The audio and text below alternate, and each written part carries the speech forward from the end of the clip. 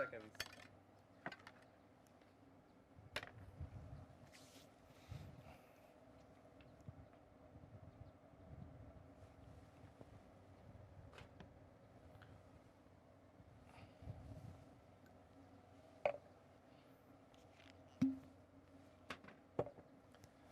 Hello everyone, hello Traeger Nation, this is Rob Mondavi coming to you live from the Napa Valley. This is an amazing day in wine country. Spring is in full bloom and I have to tell you what, today we're going to share some of my secret and most favorite recipes. A great wine country chicken with some beautiful preserved lemons. If you don't have preserved lemons, don't worry, we'll do regular lemon. But we are gonna show a wine country chicken that has some lemon, some thyme, some beautiful truffle sea salt, and guess what? We're also gonna get into a white wine reduction. These are some of these wonderful trips and tips, yes, those two, trips and tips that we have coming to you from wine country. I gotta tell you what, I'm super excited today because we are going to be going through this amazing cuisine and we have a lot to get covered on. Now, today I am encouraging you to type in some questions for us and some comments. I have my wife Lydia, who's sitting just off camera, who is going to be feeding me some of those questions so we can get to that. And whether you want to talk about some wines or whether you want to ask some questions about some of the ingredients or the cooking preparations, absolutely feel free to do that because this is supposed to be great fun. You can see behind me, I've got my Timberline fired up. So if any of you are daring enough to try to cook along at home, go ahead and make sure your grills are fired up and getting hot. But don't worry, if you're not following along and cooking right now, we have the recipes absolutely available for you later. So we're gonna go ahead and jump in and here we go. And the first thing I do when I start cooking is I get myself a glass of wine. Honestly, I don't know how we can do it without. So I'm just gonna have a little Chardonnay. And when we make our Chardonnay sauce later, we'll be talking about if you're not gonna drink it, don't cook with it. So let's go ahead and jump in and get started, Traeger. All right, here we go. So the first thing I'm gonna do is I'm gonna get some gloves on because we are going to be working with some chicken. I bought a beautiful organic chicken and we are gonna go ahead and start that work and we are gonna make what I call the mop sauce. Now the mop sauce is a lot of fun and we use some different ingredients, but also, don't worry, we use some ingredients that you're going to be very comfortable with as well. One of my first and most favorite ingredients is of course going to be, where to go? Olive oil.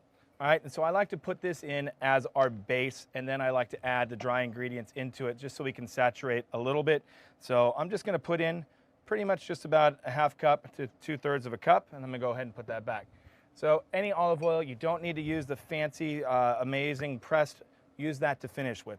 All right, so then I've got a little bit of thyme, and again, I'm jumping right in, Traeger Nation, so I hope you're following. Again, if you just joined up, because there's usually a minute or two, we're doing a beautiful wine country chicken with lemon, thyme, and of course some truffle sea salt, and then one of my favorites, a white wine reduction later. So we just put some olive oil into our bowl. We're gonna put a little thyme in to get that going, and then I'm gonna start to go a little bit quicker. A little bit of garlic as well. That's about a teaspoon right there. Beautiful powdered garlic powder, not garlic salt, but garlic powder. And then this is one of my favorite ingredients. This is fennel. And this is fennel seed that has been ground. Now, I want to just spend a quick minute on this because this is one of the wine country's secret weapons for why food tastes so good. This fennel, when you smell it, it is warm, it is aromatic, it is absolutely delicious. Now, what it does to your cuisine is it adds a warmth and a depth. Now, it's not really a common ingredient. Many of you have had it in Italian sausage and it tastes great, but this is ground so finely that it just adds this depth and this warmth into your dishes. And it's one of my favorites because it doesn't clash with wine. It actually loves the pairing, whether you're using white wine or red wine. So I've got about a firm teaspoon of that in here. I've upped that for today. I just felt like I wanted that extra texture and warmth. And then, of course, some delicious, and you know this, if you've ever worked with truffle salt before, when you open it, the aromatics that come out are just outstanding. So I've got a little truffle salt here, so I'm gonna pop that in. That's about a little over a teaspoon. And then I have something really special. I made preserved lemons, and they are just delicious. Preserved lemons, no, that's not like a lemon curd or anything like that. It's not sweet, this is savory. So when we make preserved lemons, they go into a saltwater brine with peppercorns, and then we essentially age or cure them in the refrigerator. And then what you have is this beautiful lemon. This is actually a Meyer lemon. and it is just delicious. And it has salt that's beautifully infused in it from the brining, and I'm gonna just break that down and make it into a paste. Then we're gonna put that in the mop sauce, and afterwards we're gonna pop it all over the chicken, and we're gonna get cooking on that. All right, Traeger team, Traeger Nation, this is really fun. So here we go. We're gonna start breaking it down. Got a couple knives to choose from. I'm just going with the classic chef, and I'm gonna go ahead and move my wine off to the side, as much as I can't believe that. And I'm just gonna break that down really super quick and fast. So as I do that, I'm gonna look down. I'm a home cook, I'm not a pro, and I wanna make sure that I don't cut my fingers off, so I'm gonna look down and up all at the same time.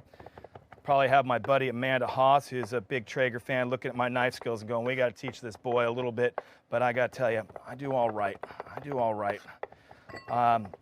One of the things about preserved lemons is it allows you to keep lemons all year round. And I tell you, if you don't have preserved lemons, don't worry. Here's how you're going to substitute. What I'd like you to do if you don't have a preserved lemon is to go ahead and squeeze a whole lemon into your mop sauce, right? And then also take the lemon and zest it in there. So you have some lemon zest as well as the juice in there. And that is going to make something that's absolutely delicious. So I'm going to tidy up as we go so that we can make sure that my set is looking beautiful for each and every one of you. So we have this started, and now I need to find my fork, which I have of course misplaced since we're live, so I'll just use a whisk. So in this mop sauce, it's really simple. I'm going to run it down for those of you who have just joined us. This is for a wine country chicken, and this is my fennel powder, a little bit of garlic, and of course some truffle sea salt, a little bit of thyme, and preserved lemon, or if you don't have preserved lemon, we just spoke about that, just squeeze a lemon here and zest it in. All right, so my mop sauce is ready to go. The aromatics on that with the lemon, with the thyme, with the sea salt, it's just absolutely stunning. So now we're gonna go ahead and we're gonna get this all over our chicken. So probably need a chicken to do that. All right. So I've got just a great sheet pan here, and what I do is I put just a little cooling rack on top of it. If you don't have a cooling rack to go on top, don't worry about it. What I find is that I'm able to put vegetables on the side, and they can benefit from the cooling rack because they'll cook really well and they'll crisp up a little bit. And if I don't have that, then I can always put my vegetables, as we get to those later, in a little side pan. So we'll talk about that in a little bit, but I gotta tell you what, it's time to get into that chicken. So the first thing I'm gonna do, I'm gonna get my Traeger chicken thrown out and ready to go. What pellets am I using is a question that has just been asked. I'm using the Traeger signature pellet. It's a really nice blend, and it offers enough of headiness, so nice good smoke, a little bit of sweetness, but it's not overbearing. And as a winemaker, I really am sensitive to having smoked foods overpower the wine. And so the Traeger signature pellet really has a beautiful balance of smokiness and a little bit of sweet texture in there. So I'm a huge fan of that. All right, so we are going to jump now right into the mop sauce. So we had the mop sauce that we just made, and what I'd like to encourage you to do is, before we do that, we're gonna grab a little bit of wine, and we're gonna put a little bit of wine just right in there, and you're only putting about a half cup in. It's just so it steams and keeps it delicious and moist as we're cooking. All right, so the chicken's back on the throne, and now what I've done is I am reaching in between the skin and the actual flesh. Now this is a clutch tip right here. You don't want to be pushing really hard because you'll tear. So I'm trying to push in, and I separate between the skin and the flesh, and I even go down near the thigh area. I do that on both sides. And the reason I do that is because I'm gonna put this mop sauce under the skin so this chicken infuses all of this beautiful flavor of the truffle sea salt, of the preserved lemon, the thyme, and of course that fennel that we talked about, that ground fennel. So I'm just gonna give a little scoop in there, and then I'm gonna give a little scoop on the other side, okay? And this is the least pretty part of the whole deal. You know, I debated on doing chicken, but I gotta tell you what, wine country chicken is so delicious that I just couldn't resist, and it's just such a crowd pleaser. This is one of the meals that I will create during the week for my family, and then when I have wine connoisseurs coming over. It's hard to tell who's eating red meat or not eating red meat these days. So this chicken is just a great crowd pleaser. And it's organic and delicious, and it cooks up in just about an hour and 15. All right, so if you just noticed, I just tucked the wings back. I have put my mop sauce inside the skin on both sides, down and around the thighs, gave that a little bit of massage, and now I am making sure that I get this flesh back, and I got one of these, just a little bamboo skewer, just because sometimes the skin pulls back a little bit. So now I'm gonna pierce it and bring it across and give it a little stab in, and that's just gonna keep it nice and in place so that the juices stay inside and so that it steams and is just absolutely tasty. And then I don't have big holes perforating in the skin. Now, if you notice when I created this, I did wipe the sauce and rub the sauce all over the bird, and I've separated it out just a little bit. So now we can go ahead, I can take these off. If you don't have a chicken throne, this is Lydia, my wife I mentioned, was going to be asking me some questions. If you do not have a Traeger chicken throne, can you use a beer can? Absolutely. You can use a beer can, you can use a wine can. Now, if you use a beer can or wine can, you got to drink at least half to 2/3 of it, otherwise it really never comes to temperature. So yes, you can use that. All right, Traeger Nation, I'm going to go ahead and I'm going to pop our chicken into the Traeger. I have that rocking and rolling at 425 right now. After we put our wine country chicken with lemon, with thyme, beautiful truffle sea salt, and of course some of my favorite ground fennel. That's going in the Traeger right now, and then we're going to break down some vegetables and add those in, and we're going to get to questions, and we're going to get to one of my favorite things in the entire world, how to do a white wine reduction sauce. So I'm going to turn around, put my back to you just for a moment, and put this in the oven, and yes, we are going to saturate this with white wine, so hold tight. All right, so now the good and the sad part. I've got about a half a bottle of white wine here, and I'm gonna go ahead and put that in. I know a lot of you are upset with me right now. There's a reason I'm doing this, and the reason I'm doing this is because I'm gonna add a little bit more later. The reason is we are going to have the drippings from the chicken, the smoke that's coming in as well from the Traeger, and that's gonna make this sauce beautiful. Because when we make that white wine reduction sauce later, I'm gonna use some of this beautiful wine and pan drippings that's come through. So don't worry, that wine will not go to waste. It's in a good place. So now I'm gonna ask my darling wife, Lydia. We've got a couple questions coming through. I'm gonna answer some questions, and then we are gonna go ahead and start breaking down the butternut squash and potatoes and get those in the grill, and we're gonna keep moving on. Lydia, what do you got for me? You don't have preserved lemon. What else could you use? Absolutely. So this is a great question. Not everybody has preserved lemons, or not everybody has a desire to make preserved lemons, because it's kind of a goofy thing that I love to do. So if you do not have preserved lemons, go ahead and do this. Before you cut your lemon and squeeze it, get a grater and grate some of that zest off of there into your mop sauce. After you zest it, cut the lemon and squeeze the lemons into your mop sauce, and you'll really have that great essence of the lemon from the zest, and you'll have the pop of acidity and the juice that's all coming together. So that's my tip on that if you do not happen to have preserved lemons in the house. All right, Lydia, do you have any other questions, or should I keep rocking and rolling? Temperature on the grill again? Temperature on the grill, I have this one set at 420, and 420, 425 is great for that. What I like to do is I like to get a nice sear on the exterior of the chicken. I like crispy skin, and since we are using either the chicken throne or, heaven forbid, a beer can, if you don't happen to have your chicken throne, it will keep it nice and moist. Now, I just had an alarm go off over here, so that means I've got another item that's ready to go, so give me 1 second. I'm gonna go ahead and shut her down. All right, Lydia, throw me another question as we're going, because I'm gonna take this out. What are you using today? Well, I have two going. And if you just give me 1 second, there we go. Take that out and let it cool. So I have two Traegers going today. My favorite, they're all fantastic, but I love the Timberline. I have the 850 here that I just pulled a chicken out, and I'm gonna let that rest, and then we're gonna break that down later. But I tell you what, I have the Timberline and the Pro, and they both do some great things for me, and I was so fortunate to have both.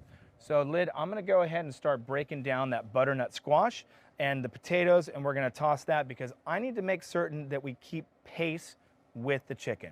And what do I mean by that? So the different vegetables and the chicken, they have different densities and they cook at different times. And so I have found that if I can get that chicken into the Traeger, and then I can go and I have enough time to break down the butternut squash and the potatoes, and I can put those in the Traeger as well. And then at the end of my cooking period, guess what? The chicken is ready. And of course, the vegetables are ready all at the same time. And it is so nice when it comes together. So let's go ahead and get our butternut squash out. Now I've got two different knives. This one I actually picked up in the fish market in Japan a few years ago, and then just a great classic chef's knife. So I go back and forth with different knives for different purposes. Butternut squash can be a little daunting. You can get them in the store that are broken down already, but this I just wanted to go ahead and show you. So we have the main body here, and I usually cut off right before it starts to get too bulbous, and then I'll break that the bottom part down later, which houses the seeds. But for right now, we're just going to go ahead and knock down the top of this. So butternut squash it's really very much like a pumpkin. They get a little slippery, so you want to be careful. You either want to use a really sharp knife and go slow and take the edges off, the skin off, if you will, or you can even use a potato peel. I've seen people do that. I just like using a knife, especially since I've got this cool one that I picked up a few years ago. It was dark 30 in the morning, and I went to the fish market in Tokyo, and I couldn't resist getting myself a souvenir, I think like most people have done when they've been over there. All right, so I've taken the skin off, and I'm just going to go ahead and break it down in half again. And then since I'm cutting these pieces a bit smaller so our time and temperature work for the vegetables and the chicken, I'm going to go ahead and break it down again. Normally we keep the butternut a little bit thicker, but in this case we're going to do it like this. So you can really see it's just about a 1/2 inch, and then a larger piece here. And I'm going ahead and we're going to break that down one more time. Now you want to be careful on the fingers here because even though these are starchy and delicious, they do get a little bit slippery as well. And when you're dealing with a sharp knife, you definitely want to be careful. All right, so let me show y'all. Yes, I said y'all, my wife is from the South. I've picked up some good habits. So we're really in that little 1/2 inch cube area, and that just really works pretty well. Now I'm going to go ahead and put these in this bowl over here. And I am going to then, since I cheated with the magic of preparation earlier, I'm just going to get the rest of these that I broke down a little bit earlier today. And then I'm going to move that board. I'm going to break down a couple potatoes really quick. So I like to have the butternut squash and the potatoes because I find that if I'm just using butternut squash in the oven, those starches that are in there convert to sugar, and it just gets a little sweet. So the earthiness of a potato really balances the butternut squash. And so I really do like to have two vegetables going at the same time because of that. So I'm funny, I actually enjoy the peel on my potatoes. Some people don't. If you don't, go ahead and peel them. If you do, then you've won, you've saved yourself some time, and I think it's also delicious. I'm going to cut the potatoes really into about 1/2 inch sections. By the way, I did wash the potatoes. I scrubbed them earlier. Probably have Danielle Bennett, who's a friend of mine, looking, judging, supporting all at the same time. But it's good fun. So as I'm breaking down some potatoes, I want to tell you all, Traeger Day is coming up. Traeger Day is on May 15th, and that is a great time for celebration. So check out what's happening on social media. Get some recipes fired up in advance. Post some really cool things. So Traeger Day is on May 15th. And then on the 25th of May, I have a Traeger private kitchen event coming up that you can make a reservation for. And we're going to be cooking a beautiful tri-tip and a red wine reduction that day as well. And that's a class that you have to sign up for. It's a little bit more intimate, and I look forward to seeing hopefully many of you there. So again, I'm just going to break down a few potatoes. And I'm just going to do 3 because I just want to balance between the sweetness of the butternut and some of the earthy of these potatoes. And then I'm going to use a little bit of bacon grease. Oh, absolutely. If you don't save your bacon grease, you are leaving love on the field. Bacon grease is beautiful. It has so many great uses. I tell you, whether I'm cooking down some onions or I'm going to add just a little texture of flavor, to the butternut. Oh, look at this. Okay, so and I love the color here, right? And cooking is not just about how the flavors are, but it's about the color, about the presentation. So don't be afraid to do that. All right, so the first thing I'm gonna do is I'm gonna search high and I'm going to search low for my bacon grease, which I have hidden off camera. I have it in a beautiful corn and chili recycled glass container. And I'm just gonna pour a little bit on there just to toss. Yes, and that was applewood smoked bacon from that batch, so I can smell the applewood smoked bacon going in there, and it's just absolutely making me happy. So now I'm going to take a little bit of the mop sauce that I made, and I'm just gonna put one little ladle in here. And then I'm going to add just a touch more, after I toss, a touch more sea salt. I'm gonna go ahead and make my life easy, and I really love gloves because you can really just get in with the glove and rotate and work through and make certain that every piece is coated. Now, this is a little bit of an extra step, but it's the details that count. So if I just put this in and tossed it with a fork, it would be just a bit different in how it all coated. I know that you can probably get there with a fork or a spoon, but it just feels right to do this. So now, where did my salt go? I'm just gonna grab a little sea salt, and I'm just gonna, over the top, and I'm going to sprinkle and move at the same time. Now I'm sprinkling from a distance, not because I'm doing the salt guy thing or anything like that, but because the salt as it's falling opens up and coats the dish evenly that way. So the great example is if I just drop it from here, it forms a little pile. If I'm up top, it really does dissipate, and we want that. We don't want to have one bite that is overly salted or overly seasoned compared to another. So that's why I will salt from or season, I should say, from a little bit higher level. Those are beautifully mixed now. And go ahead and take that glove off. And now I'm going to pop that into a small sheet pan. A lot of times I will put the vegetables on the same tray as the chicken that's in the Traeger right now. For today, I'm going to put that in a different pan for a couple reasons. Number one, I want to make sure these come out beautiful and a little bit crispy, and also it'll be a little bit easier for me to plate later. So I am taking some liberties since we are alive today. All right, folks. So again, you can see they're beautifully coated. It's really important to have that balance. You can see the seasoning in there. There's a little bit of thyme, a little bit of the lemon preserve.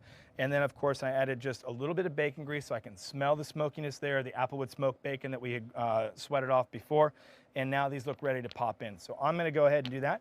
Hey, Lydia, do you mind throwing me a couple questions as I go ahead and put this in? Sure. Does the chicken being on a tray? So this is a really interesting question. I'm going to put a little bit more wine on the tray. Okay. Does the tray, the sheet pan that we put in the Traeger, does that influence the smoke that hits the chicken? I don't think it does. The Traeger has a great convection principle in theory already with the fan that is moving and heating and cooking within the grill. So we have a beautiful convection oven with great movement. So there's really no hot spot or cold spot within the Traeger, and it does a nice job of circulating that smoke through. That's a clever question, an important question too, because I know on some other smokers, I've seen that where there's a hot spot, a cold spot, smoky or not smoky. No, the beauty of the Traeger is the balance of the convection in there. All right. And what wine are you pouring? We saw two different wines. I know. That's so I do feel guilty sometimes about pouring wine in. So this was an Emblem, a Sauvignon Blanc that I had opened yesterday and had about a half bottle left, and so I wanted to go ahead and use that. And then one of my favorite wines for drinking, for cooking, is really America's sweetheart of wine, Chardonnay, and that's my Emblem Single Vineyard Chardonnay. And again, if you won't drink it, don't cook with it. I promise you, you do know the difference. But don't go crazy. Don't be throwing your favorite reserve tier wines in your cuisine. So make sure that you find where that balance is as well. And that reminds me, I should have a sip. So I would say cheers to Traeger Nation. We got a lot more to cover right now, but let me tell you what we have done so far. We are here, we are live with Traeger and Traeger Kitchen. This is really pretty neat. And we are in Napa Valley. I'm Rob Mondavi, and we just went through and we started the preparation for our chicken. Our chicken is a wine country chicken, of course organic since we are California. We're trying to be a little bit healthy. And then we have done preserved lemon with that. We have done some truffle sea salt, some thyme, and of course, one of my favorite ingredients is some ground fennel. We made a mop sauce with that. We have lathered up our beautiful chicken, and that is on top of a Traeger chicken throne inside the grill, and that is cooking, and I cannot wait to get into that in a little bit. We then, from there, after preparing the chicken, putting that in the grill, we moved on to our vegetables. We created our butternut squash. We broke that down into about half-inch pieces. I mentioned earlier, those are a little smaller than I normally would do. And the reason is I want them to cook at the same time and finish at the same time as the chicken. So by making those a little bit smaller, I make sure I have that balanced cooking time and everything comes out at the same time. So the butternut squash went in with the potatoes, and now we're going to go ahead and jump into getting some Brussels sprouts ready, and then the white wine reduction, which is near and dear to my heart. And of course, I want to remind everyone that on May 15th, we have Traeger Day coming up, so check out social and go ahead and post some of your favorite recipes, post some cool pictures up, so it'll be a lot of fun. All right, Lydia, I'm gonna get the Brussels sprouts out, and I wanna make sure as I'm doing that, do you have any other questions you want me to answer? By the way, my wife, Lydia, is off camera helping me field some questions. If you do not have melted bacon grease or bacon grease, what can you use? Oh, you're gonna make me cry if you don't have melted bacon grease. Look, if you don't have melted bacon grease, it's okay. Go ahead and use a little bit of olive oil. You can use a little bit of butter. Really, the bacon grease is about another dimension of flavor. And since I love applewood smoked bacon, it just adds another little bit of smokiness. But you are already getting that beautiful smokiness from the Traeger. All right, we're gonna go ahead and jump into Brussels. And but why Brussels? Look, we already have chicken, right? We have our beautiful butternut squash and our potatoes in there. I wanna have some color, and I also wanna have some greens. So we have our Brussels sprouts, and I tell you what, when we can toss these up with a little olive oil, if you don't have your bacon grease, we toss them up with a little bacon grease, a little salt, a little pepper, and a little bit of balsamic, and you put it in the Traeger, it makes for a beautiful presentation. Not only beautiful, it is just downright delicious. So Brussels sprouts are fantastic. So I like the medium-sized Brussels, and you know they're just delicious. Okay, so what I do is I've washed these and I've taken a little bit of a peel if anything has an off color to it, but then I like to cut just the base off. Okay, and I'm going to show you this. So my hope is that this is close up enough where you can see that this is the stem. This is what was attached to the plant. And as that's been cut, and then of course in the store for a few days, that will dry just a little bit and it will become more tough. So I'd like to cut that little piece off. Do you have to? No. Is it a detail that is nice? Absolutely. So if you're going to be enjoying your cuisine for yourself or friends, go the extra mile, cut the little button off of there, and then I cut all of them in half. So just a simple cut in half. Now I've gone ahead and already taken the liberty of breaking those down, but again, you don't need to take much off the bottom end. It's just enough so that there's no toughness, no texture, no coarseness, so that when you do cook these beautiful Brussels sprouts, these little itty bitty baby cabbages, if you will, that they really are delicious. And that's a great one to look at. You can really see the button on there of where it was attached, and that's gonna be a little bit woodier. Rid of that. By the way, this chopping board here, I made this. So I'm pretty, drove my family crazy and had a Dremel out.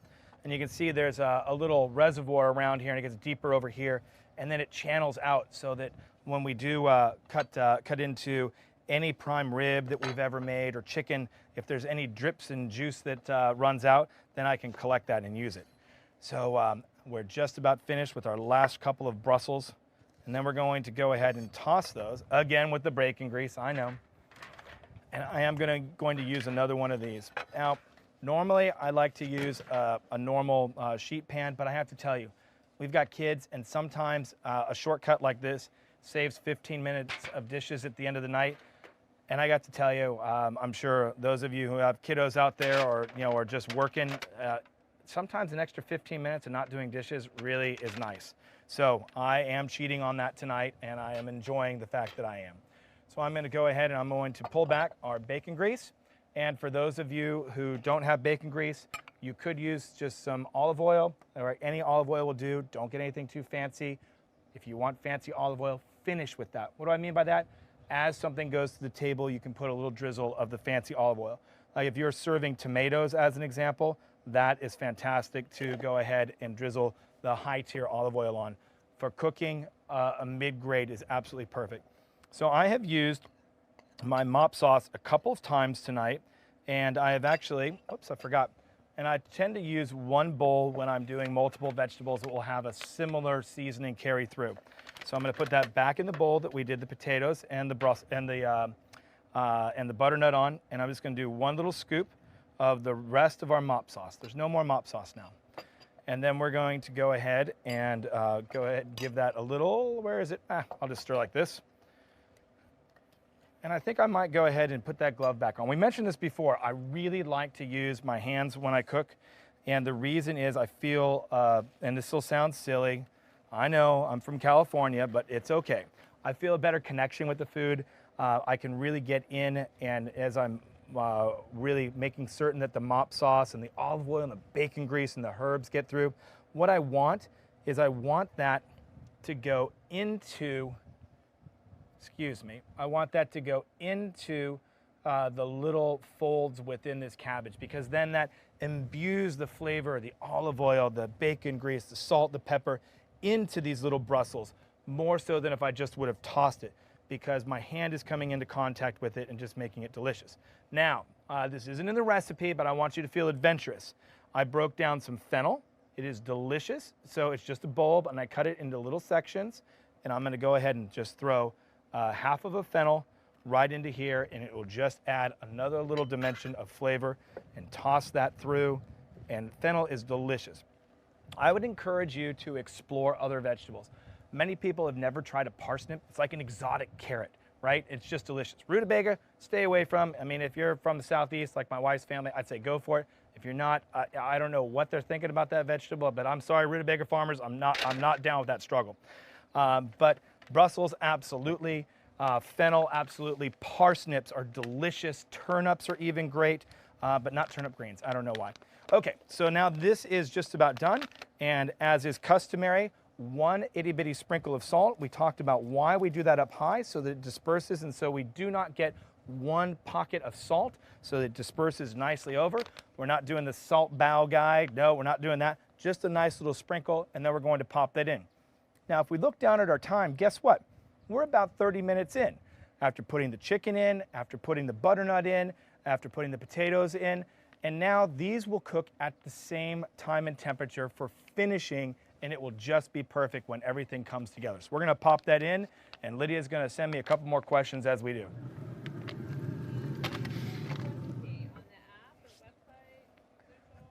Yes, the question is the recipe going to be on the app or on social? Yeah, the Traeger team is absolutely going to get that posted up. So you will be able to follow along on how to make the wine country chicken at home. You will also have the recipe for the butternut squash and potatoes with a little bit of the mop sauce as well, and some bacon grease, and of course the Brussels. Now the Brussels are going to have one more treatment later when we pull them off. I'm going to put just a little drizzle of balsamic glaze on there, so we have that earthy, sweet, and sour pop all at the same time, and that is going to be absolutely delicious. All right, we have a few more things that we've got to cover today, and I got to tell you what, this is all good. This is right when now, so I love to cook. I mean, when I tell you I love to cook, I'll give you a very fast story. When I was about 11 years old, what happened was my sister went to a babysitter, and I was supposed to go to a friend's house, and he got sick. And guess what? I had to go with my parents to an event at the winery, at the Robert Mondavi winery. And guess who was the guest chef who was teaching a culinary program then? So this was 1981, 1982. The guest chef was Julia Childs. I mean, amazing. So I kind of got who she was, but I didn't fully get it. You know, I'm 11. And in walks, you know, as you can imagine, a high energy 11-year-old boy. And poor Julia says, oh, what am I going to do with him? I didn't know that she was a big advocate for Montessori schools. So Julia, in great fashion, puts me to work in the kitchen and gets the biggest stock pot in the world you've ever seen out, and basically says, you're making stock, all right? And so she lined me up with carrots, with onions, with everything you could imagine, chicken to break down, and she was very clever. She had me break down chicken where we were taking every bit off the bone before putting the bones in. And so I was occupied. And after I finished my first pot, she had me do a second. So then when I figured out Julia's really cool, right? She's on TV. That was part of where my love for cooking came through. And I thank God for that Julia was a aficionado of Montessori, because she was able to help me find focus and started my passion for cuisine. Now, I'm certainly not a formally trained chef, but I am one heck of a passionate home cook. All right, so that was a little bit about Julia. Always fun to share that. We have some things to get into, don't we? We have our white wine reduction sauce. Now, as I get prepared for that, I'd love to field a couple more questions coming in. So I'm going to turn again to my wife, Lydia, as I'm moving a couple items over here so that we can continue cooking and having some fun together. What was the inspiration on the recipe today? The inspiration for the recipe. Now, we are talking, of course, about the recipe for our wine country chicken.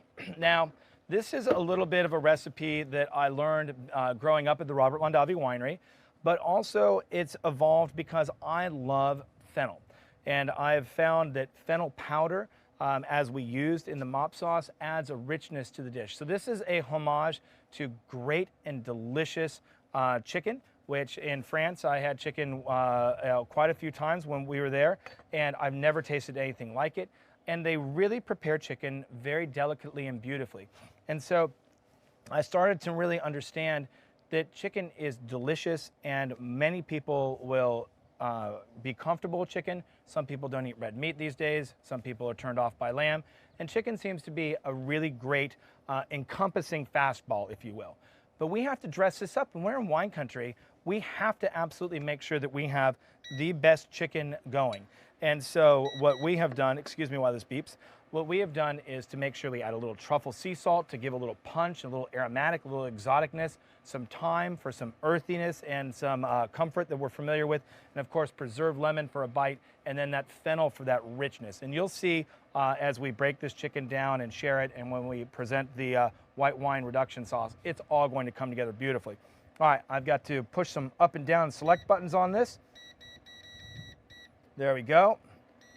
My new toy, I'm very excited about it. Okay, so we are going to make a white wine reduction sauce. Now, if there is anything that you can get from our Traeger Live today, it is this. Learn how to make 2 wine reduction sauces. They are, first and foremost, absolutely delicious. Number 2, they are super easy. And number 3, they take literally maybe 8 minutes, nothing. And they are delicious, delicious, delicious. So please, if any segment you're gonna be honing in on, it is this one right here. The first thing we are going to do is we are going to give ourselves a little bit of space. We are going to break down a shallot while this is warming up. Now, many people don't know what a shallot is. It's basically like a baby onion, all right? But it has some other different textures and flavors, but it's basically a baby onion. So if you don't have a shallot, what are you gonna do? You're gonna use a white onion, or preferably a yellow onion or a Vidalia. You want something that's delicate, that does have a little bit of a punch. So we're gonna go ahead and knock this down. Now, shallots usually come and they are a little bit funny. So if you can see in here, they're similar to an onion, but they just have a little different little conformation. So we're gonna cut this down. I'm moving a wine glass. This one? All right, thanks. So I have my darling wife, Lydia, who's helping coach me off camera. She's fielding questions and making sure if I'm gonna knock something over that she gets to it first. Okay, so I can see my pan smoking already. So what I'm going to do, I'm gonna take a pause from my delicious shallots. And this is a little jus from pan drippings that I had from yesterday. I'm gonna go ahead and pour it in. It's gonna sizzle a little bit. Now, that was about 1.5 cups, and I would normally just use some plain chicken broth, but I happen to have saved my pan drippings from a chicken yesterday, so I've put that in. What we are going to do is that is going to reduce down by about half, and as that is starting to warm up and come back to temperature, we're gonna break our shallot down, put that in, and let it cook down, and we are gonna keep making the white wine reduction. So here's the cool thing about learning a white wine reduction. Guess what? White wine reduction and red wine reduction are going to be the same recipe, except the wine.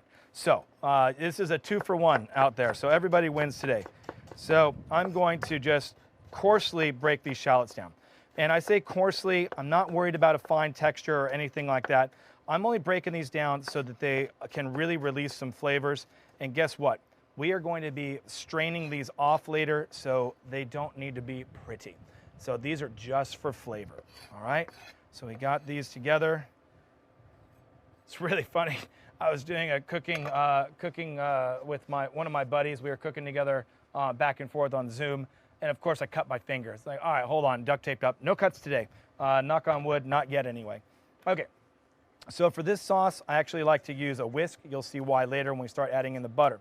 I'm not sure how the camera angle is, but I believe that you can see into this, and you can see we're at a fairly aggressive boil because I do want this to reduce down by about half.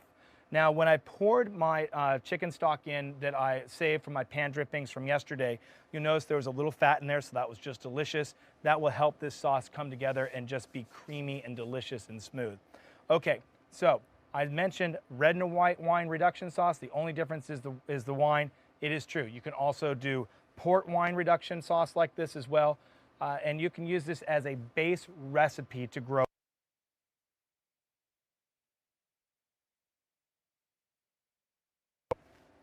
One of the key points that I want to make to everybody when doing a white wine reduction or a red wine reduction is, of course, the shallots in with the chicken stock. It's reduced by half.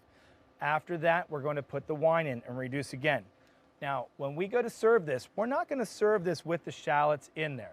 We are going to strain that off, and it will become this beautiful texture and creamy and delicious sauce. Don't skip this step.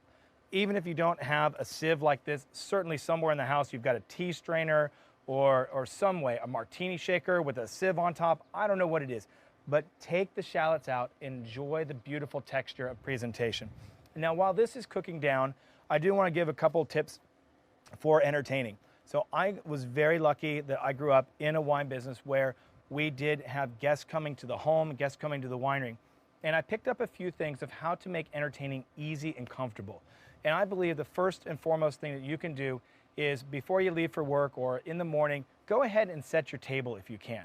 If you can't set it because it's outside, get everything staged. But if you can set your table early in the day, you are ahead. So you have a beautiful table set. If you can have just a couple little flowers, it doesn't have to be a grand arrangement, but even just something as simple as a little spray of fennel tops or just something you've picked out of the garden, just a couple little flowers on the table will start to set a mood. And that is important. It makes your guests feel welcome when they come over. If they come over a little bit early, or if you're running late, the kids are driving you crazy, what have you, guess what? You're already ahead. Now, the other thing I like to do is to get a couple of different cheeses. My favorite is Parmesan. I think it's a great cheese. And just put that on a plate, one or two cheeses.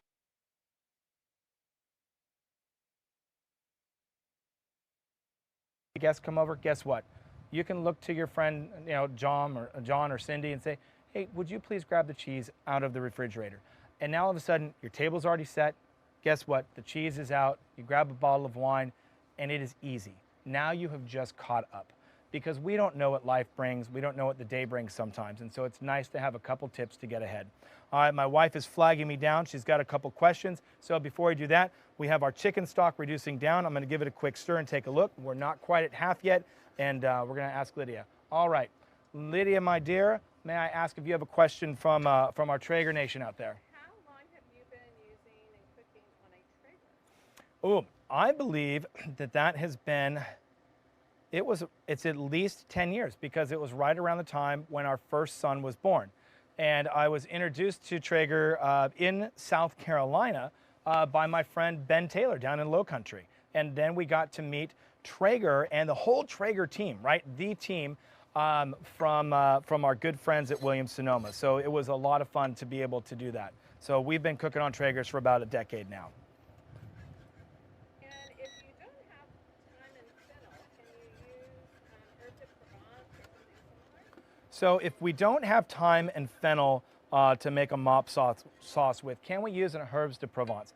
Absolutely. Herbs de Provence is great. Typically that has a little rosemary, sometimes lavender, I believe a little marjoram sometimes.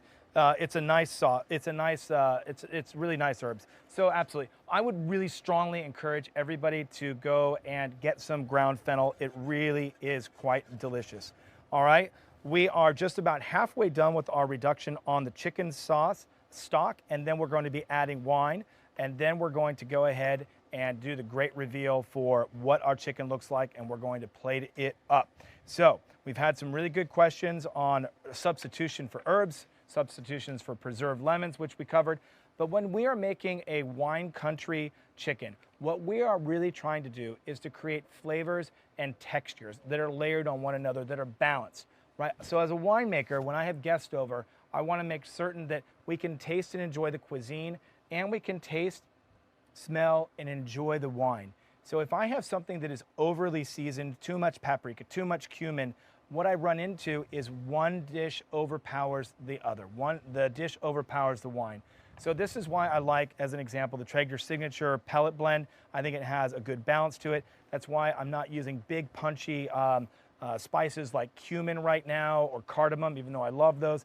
But this is a wine country chicken. It's made to be balanced and delicate. All right, my reduction is starting to look great. It's just thickened up a little bit, and I can tell from the volume that it's really come down. And this sauce is really meant to be a loose sauce. If you want it to be a bit thicker, you can keep reducing down, but then again, you get more salt influence as that happens. So I'm going to go ahead and add about a cup of white wine. I'm very strategic. So that looks a little shy. One for me. Really pretty color, it's nice golden. So that's about a cup of white wine in there. And that's going to reduce down. So we're going to keep going on this. Now we've only got about 13 minutes left in our class right now, but we are going to be nailing this in on time. So what I am going to do is I'm going to go ahead and I'm going to start getting the chicken out, and we're going to bring it down, and we're going to start to plate it. We're going to break down a chicken, show you how that's done. I'm sure you've seen it. But the most important part is we're going to show you the finishing of the white wine reduction when this just comes down a little bit more, and you are going to want to stay and see that, because once you learn the base for a white wine reduction, you know then how to do a red wine reduction and a port wine reduction. So this is a 3-for-1 on saucier courses right now. Okay, so Lydia, I'm going to gently move this off to the side as I do that. Do you have a question from the Traeger Nation out there that you wanted to ask? Oh, the vineyards are actually right behind me. So we are in, whoops, hit the wrong button there. We are in the heart of Napa Valley, like I mentioned earlier. And we are in Napa Valley. And the Napa Valley is this beautiful nirvana, and it has the right soil, the right climate, and the right temperature to grow the world's finest grapes to make the world's best wine. So I'm, of course, partial. All right, here we go.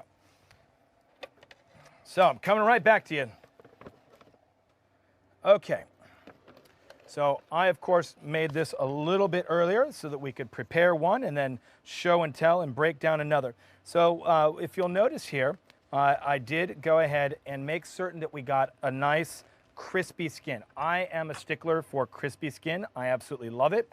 I am not into that jiggly, stretchy chicken skin. That freaks me out. So I really like crispy chicken skin, and I think that just turned out perfect. Going ahead and I'm going to pull that out, move this off to the side for now. And now we're going to go ahead and just break this bird down. So I much prefer to take a bird off of the throne. This is a different throne that we use because I dropped one earlier and we had only one left to go. So I'm going to cut into here. When I was cooking, I used the thermometer for Traeger. We went ahead and we brought that up to 165 degrees. And then I shut her down, and guess what? It kept going up in temperature, as is classic. So I'm just gonna bring these up to here. And so what I'm doing is I'm gonna break down this whole chicken, and I'm gonna go ahead and quarter it out, and then we will plate it in just 1 second. I'm gonna go ahead and get it broken down here because I'm limited on space, and then we will plate. Now, if I look over to my left, guess what? I got a lot of things going on right now. This is just about almost at the right texture. It's coming down, it's starting to get a little thick, and I'm just about ready to add the butter into that, and it is going to be absolutely delicious. Now, what you'll notice on the sauce, which is happening over here, is it's starting to change texture. The bubbles are starting to really stick a little bit instead of just pop. So that's telling me that we are just about ready. I'm going to go ahead and I'm going to throw that butter in right now. So this is 4 teaspoons of butter. And I like to actually break it into sections. And the reason I do that is because I feel it doesn't just end up as a blob in the pan, which I don't particularly care for because I want to have a nice even coating on that. Okay, so now I mentioned I really like a whisk. So you can see the texture, the color is all going to start changing on that. So I can leave that for a second and I can attend to my chicken once again. Okay, so I just took the wings off, the legs off, and I just followed the breast down along. I went to the joint and broke it off, and I did the same again over here. Now what I like to do when we get to the breaking down a breast is I like to do some cuts for service. So, and I know that I have a vegetable knife when I'm doing this, but I didn't bring out my big nice knife for carving the breast. So, such is life sometimes, but we will get there. I'll switch knives. I think it'll be a little bit easier. There we go. All right. Oh, you cannot believe, and I wish you were all here to share this with me because this is about as moist of a bird as it gets. And it really is because we seasoned this with the mop sauce underneath the skin, and it just turned out absolutely beautiful and moist. I have my two pet peeves about chicken are when we have skin that is not crispy and when chicken is dry. Honestly, there is just about nothing worse than that. So I did one of the breasts broken down on purpose I'm gonna put that for my stock for later. And now I'm going to move a couple things around and we are going to plate. So here we go, folks. We have, oh, look at this. Over on the side here. Oh, this is just perfect. My guess is we're probably right at about 8 minutes. Our sauce is coming together. We're at 10 minutes. That's even better than 8. I'm super excited about that. Guess what? We are rocking and rolling. Our sauce is coming together. Our white wine reduction. We have our lemon, our preserved lemon, thyme, truffle, sea salt, and fennel right here. We are going to go ahead and start making this beautiful and plating. Okay. Now it's like a little bit of a race between getting this done right on time and then also being able to nail the sauce, right? So I feel like I am off to the races. So we're going to pull this back, pull this off, because that just doesn't look pretty anymore. We're powering that down. Now, I'm going to bring my Brussels out. I magically pulled those off a little bit earlier. We're going to go ahead and I'm just going to sheet those into here. And look at these Brussels. Okay, so the point of why I made these in a separate pan, I mentioned earlier, was I wanted them to really have a little bit of crispiness to them. Now, I don't know if you could hear it, but when I pulled them out, some of these little leaves just had a little bit of a crisp. And that gives a different texture and bite. These are perfectly, they're not soft. They have a little bit of bite to them, but they have the caramelization on the outside. And now I'm going to take just a teeny little balsamic glaze. Teeny, not a lot. Just enough so there's a little drip on each. And that's going to give this sweet, sour pop as those are being enjoyed. Okay, so now we're going to bring over some of the butternut.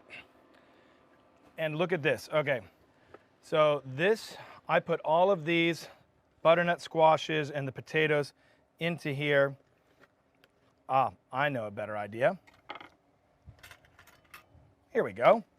Just wondering where my tongs went. These are soft, but they still have a bite to them. And that's how I like my butternut squash. If they're too soft, they fall apart and you lose, I think, some of the deliciousness in there. So we want to have a balance, right? And the timing was just perfect. I'm going to put some potatoes on the side here. And this is just coming off perfectly. And now, I think you remember I mentioned let's put some fennel in. So I have some fennel pieces on the side. All right. So Traeger Nation, we are wrapping it up. This is getting close to the home run here. We're almost there, I promise you. Now guess what? I'm going to bring a little sauce to the side. I'm going to get my handy dandy sieve out. Okay. Now that really reduced down. I'm sorry that the angle is not perfect for you, but I'm wiggling that through on the sieve. Oh my goodness, I'm so happy about this sauce right now. Okay, and now, look at this. So, wine country chicken, Napa Valley style. We created this with beautiful preserved lemons, fennel powder, which is one of my absolute favorite, actually ground fennel, which is one of my favorite herbs to use because it warms and perfumes the dish. We have butternut squash, some great roasted potatoes. Brussels sprouts with a little balsamic glaze, some fennel for fun, and of course, one of my absolute favorites that I believe every one of you should absolutely know. This is a white wine reduction, and you will not believe how delicious this is, and it is smooth. I don't know if you can really see and sense the textures of it on the spoon, but it is smooth and delicious, and that just brings everything together. Please, of all that we covered today, make sure that you get the recipe for the white wine reduction sauce, because then you can make red wine and port wine reduction sauces. So we got a few other things coming on, Traeger Nation. Guess what? May 15, yes, May 15, just a few days away, is Traeger Day. So I am encouraging you, post some cool recipes, get some shots, get your Traeger fired up, because we are absolutely in grilling season. And please don't forget, May 25th, we have a great private shop class coming to you. This is a Traeger private kitchen class. It's going to be myself, which I'm really excited about. We're going to be drinking some red wine. We are also going to be showing you a red wine reduction that day. We're going to be doing a great Snake River Farms tri-tip, and it is going to be pretty epic. And with that, we're going to take a twist. We're going to do some sweet potatoes, because I love those, and when those are cooked in the Traeger, they just melt in your mouth. So May 25th, Traeger private table, and that's going to be with me, tri-tip, and that's going to be pretty epic. Today was a lovely day. I'm so thankful that the Traeger Nation came for the Traeger Kitchen Live. This is absolutely remarkable. Wine country chicken, preserved lemons, some thyme, some truffle sea salt, and of course we have our Brussels, our butternut squash, and our roasted fennel, and one of my favorites, a white wine reduction. So everyone, I can't thank you enough for such a wonderful day, and questions and comments. Lydia, if you've got one or two questions, I can take them before we have to close up. Wondering if you could do a cook-a-van on the Traeger, and what red wine works best? Well, why couldn't you do a coq au vin on the Traeger? The question is, can you do coq au vin on the Traeger? Can you do beef bourguignon, coq au vin? Absolutely. Do it on the Traeger. You know, it holds temperature perfectly. You're going to infuse the great smoke in there as well, just a balance of that. So yes, explore on the Traeger. I make bread on the Traeger. I do smoked salmon, grilled fish, chicken. Honestly, I know I don't mean to be saying like it slices, it dices, and it does, you know, everything. But the Traeger is so easy. It really has increased how much my wife and I love to cook at home. So What Traegers again today? what Traegers are we cooking on today? I was rocking and rolling on the Timberline 850 earlier. Great grill, love it. And then of course I've got my Traeger Pro here. So I was very blessed to be able to have one of each from Traeger. I couldn't pick one over the other. They're both just awesome workhorses. Another question.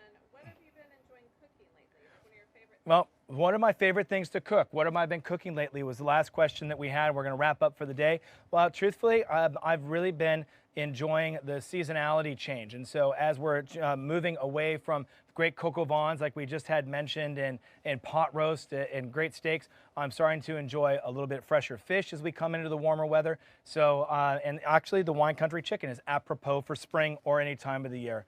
Traeger Nation, Traeger Kitchen Live, I love you all. Thank you so much for joining. I'm Rob Mondavi, and I hope you had a great class today, and hopefully I get to see you on Traeger Day, May 15th, making some great posts, and then for my Traeger private table on May 25th. Take care, everyone. Check me out on Instagram, @Rob Mondavi. I'm the goofy looking guy that's got some fun recipes up. Take care. Bye, Traeger Nation.